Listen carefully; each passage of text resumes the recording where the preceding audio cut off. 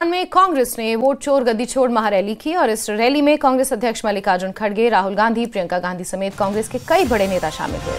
जम्मू कश्मीर और हिमाचल के बड़े कांग्रेस नेता भी रैली में शरीक हुए। पार्टी महासचिव और वायनाड सांसद प्रियंका गांधी वाड्रा ने भाषण की शुरुआत में वोट चोर गद्दी छोड़ के नारे लगवाए। उन्होंने कहा कि जीवन में वोट की कीमत समझना जरूरी है। वहीं राहुल गांधी ने रैली को संबोधित करते हुए केंद्र और मुख्य चुनाव आयुक्त पर निशाना साधा। वहीं मुख्यमंत्री सुक्खू ने भी विपक्ष को निशाने पर लिया।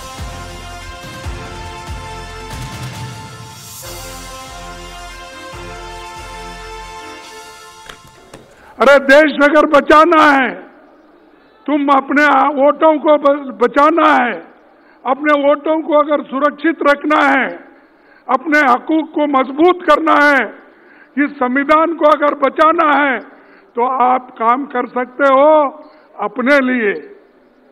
हमारे काम को, हमारे विचारों को आगे ले जाने का काम राहुल गांधी जी कर रहे हैं, सोनिया गांधी जी कर रहे हैं, आज प्रियंका जी भी कर रही है। तो ये हमारी जिम्मेदारी बन सकती कि हम एक होकर उनके विचारों को मजबूत करें, साथ ही साथ कांग्रेस पार्टी की जो विचारधारा है उसको लेकर आगे बढ़े।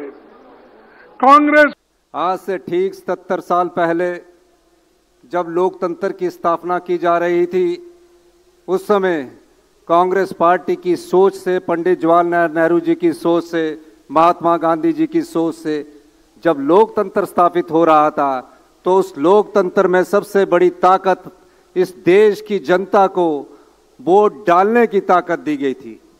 77 साल तक कांग्रेस पार्टी के नेताओं ने इस वोट की ताकत को बचाए रखने के लिए अपना सरकारें और बनाई और गवाई भी।